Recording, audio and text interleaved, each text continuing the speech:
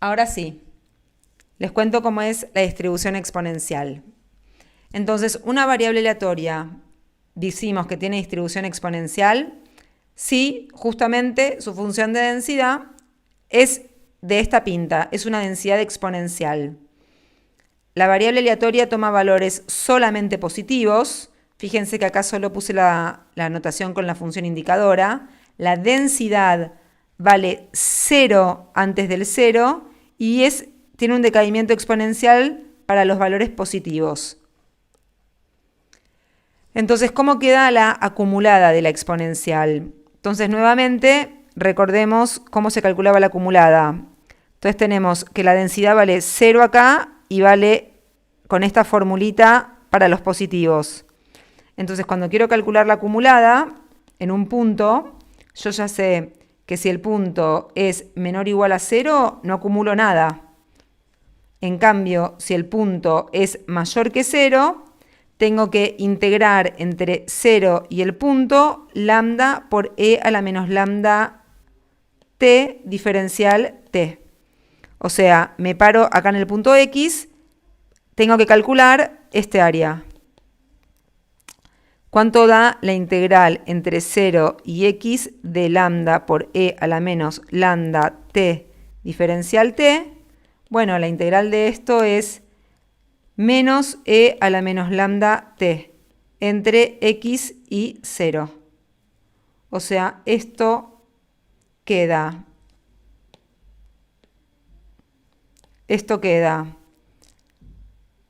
menos e a la menos lambda x menos e a la menos lambda por 0. 1 menos e a la menos lambda por x.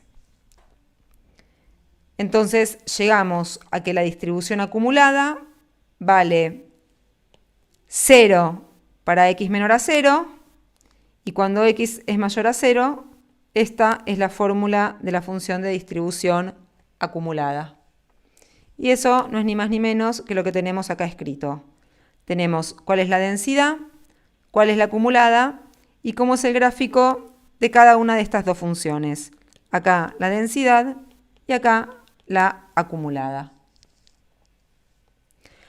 La distribución exponencial tiene una propiedad súper importante que es la conocida pérdida de memoria. Entonces, ¿qué quiere decir esto? ¿Para qué vamos a usar típicamente distribución exponencial? La distribución exponencial se usa para modelar tiempos de cosas, tiempo de vida de cosas que no tienen desgaste. Entonces, piensen lo siguiente. Piensen que ustedes tienen una heladera y quieren mirar el tiempo de vida de la heladera. Y saben que la heladera en realidad no se va a desgastar el motor ni ninguna de sus componentes. La heladera se rompe porque típicamente puede haber un problema de tensión. O sea, se rompe porque hay un factor externo completamente aleatorio, que es un pico de tensión y que eso quema a la heladera. Entonces, si yo sé que la heladera duró ya 2 años, que dure 3 años más, bueno, no me importa que ya duró 2 años. Es como que comprar una heladera nueva y tenga que durar 3 años a partir del día de hoy. Porque la heladera no se desgasta en sí misma. La heladera cuando se rompe es porque hay un factor externo que la destruye, como ser el pico de tensión. Entonces, lo que estábamos diciendo de la falta de memoria es exactamente esto. Si yo ya sé, entonces X es el tiempo de vida, tiempo de duración, pongamos. Entonces, si yo estoy poniendo que la heladera ya sé que duró al menos 2 años, la probabilidad de que dure 3 años más, esto coincide con la probabilidad de que la variable aleatoria directamente empiece en 0 y dure a partir de ahora 3 años. Esta es la llamada propiedad de falta de memoria. Y lo que quiero hacer ahora es demostrarla. En general, la voy a demostrar con S y T. Entonces, lo que me está diciendo esta propiedad es: calcula la probabilidad de x mayor que s más t, sabiendo que x es más grande que t. Bueno, esto es una probabilidad condicional. Tengo que hacer la probabilidad de la intersección dividido la probabilidad de que x sea más grande que t. Esto tengo que calcular. X tiene que ser más grande que s más t, pero también tiene que ser más grande que t. O sea, acá está t, acá está s más t. Por un lado tiene que caer acá, por otro lado tiene que caer acá. La intersección es x más grande que s más t, dividido la probabilidad de x más grande que t. Y esto es 1 menos la probabilidad de x menor o igual a s más t, dividido 1 menos la probabilidad de x menor o igual a t. Ahora acá vamos a volver a usar la fórmula que teníamos para la acumulada. Recordemos que la acumulada valía 0 y 1 menos e a la menos lambda x para x mayor a 0. Por consiguiente, si vuelvo a esta fórmula de acá, me está quedando 1 menos la acumulada en s más t sobre 1 menos la acumulada en t. Y esto es e a la menos lambda s más t sobre e a la menos lambda t. O sea, e a la menos lambda s. Y esto es 1 menos la acumulada en s. Y esto es la probabilidad de que x sea mayor que s. Entonces, acabamos de demostrar que la probabilidad condicional de que x sea más grande que t, s más t, sabiendo que es más grande que t, no es ni más ni menos que la probabilidad de que x sea más grande que s. Esta es la famosa falta de memoria de la distribución exponencial. Bueno, entonces, estamos hablando de la distribución exponencial. Dijimos que típicamente se usa para modelar tiempos. Es una variable aleatoria que toma valores solamente positivos. Esta es su función de densidad. Esta es la fórmula de su distribución acumulada. Y depende la distribución de un parámetro lambda positivo. Vimos que la distribución tiene la propiedad de pérdida de memoria, que quería decir que la probabilidad de que x sea más grande que s más t, sabiendo que es más grande que t, coincide con la probabilidad de x ser más grande que s. Esta pérdida de memoria es la que hace con que se use para típicamente modelar tiempos de vida o fenómenos donde se supone que el tiempo de vida está gobernado por algún tipo de fenómeno externo. Como les decía, vos tenés una heladera que vive, salvo que le agarre un pico de tensión. Entonces no es que tiene un desgaste de la heladera en sí mismo, sino que viene alguien y le da un socorrón. En ese caso usamos típicamente variables exponenciales para modelar.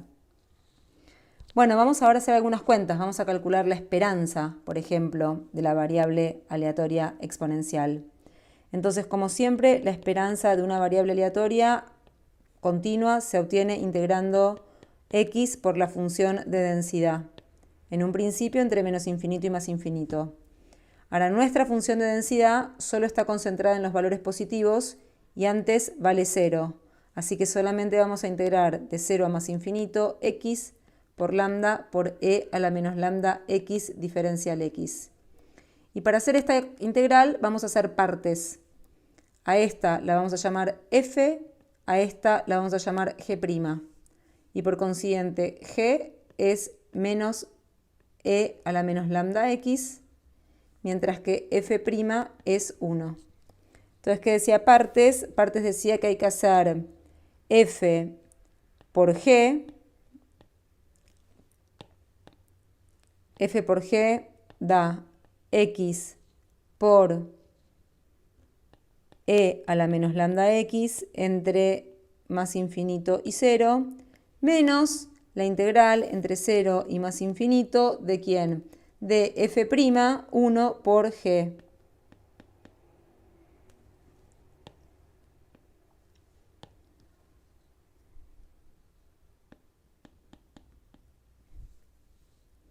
Entonces, esto tenemos acá en el 0 vale 0 y en el más infinito tenemos un decaimiento exponencial por una cuestión polinomial. Todo esto vale 0 en infinito y en 0. Y esto que nos queda para integrar, cuando integramos e a la menos lambda x, la integral de esto es e a la menos lambda x sobre menos lambda entre más infinito y 0. Y esto en más infinito, e a la menos lambda x vale 0, y en 0, e a la menos lambda x vale 1. Así que esto vale 1 sobre lambda. Es decir, la esperanza de x que se obtiene integrando entre 0 y más infinito x por e, lambda e a la menos lambda x diferencial x, ustedes la pueden resolver haciendo partes. Es la cuenta que acabo de hacer yo, más o menos prolijo, y tienen que llegar a 1 sobre lambda. Y después, para calcular la varianza de x, tienen que hacer la esperanza de x al cuadrado menos la esperanza de x al cuadrado. Esta es la 1 sobre lambda. Y para hacer la esperanza de x al cuadrado, tienen que hacer la integral entre 0 y más infinito de x al cuadrado por lambda por e a la menos lambda x de x. Y ahora hay que hacer partes, y otra vez partes, y siguen. Son cuentas que ustedes van a poder hacer, y esperamos que las sepan hacer, para poder llegar al fin de la película a que la varianza de x no es otra cosa que 1 sobre lambda cuadrado.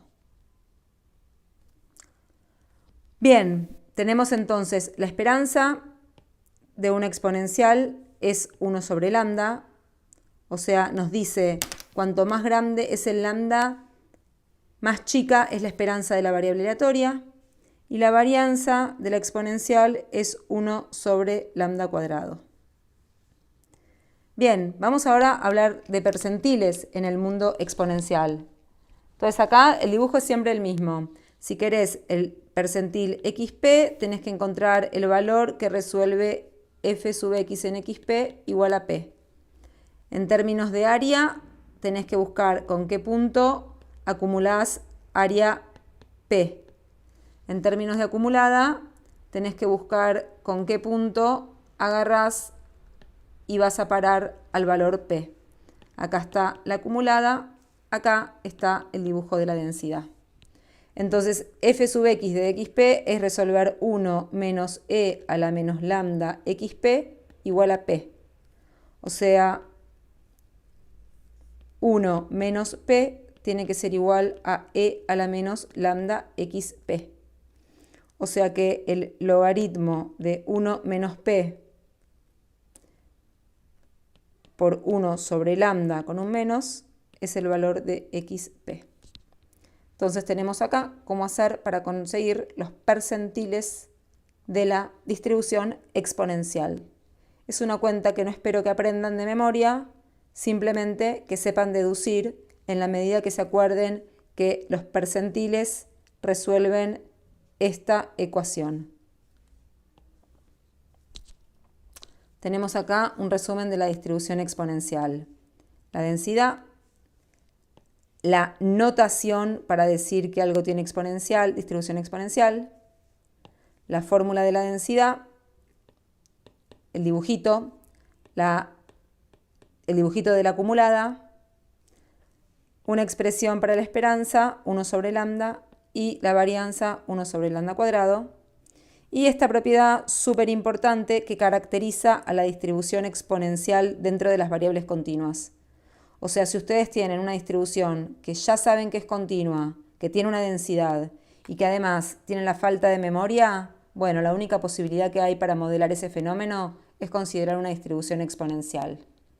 Entonces les recuerdo, en general vamos a usar distribución exponencial para modelar tiempos de espera, tiempos, que típicamente tienen que imaginar que esos tiempos tienen este fenómeno de la falta de memoria, de la pérdida de memoria.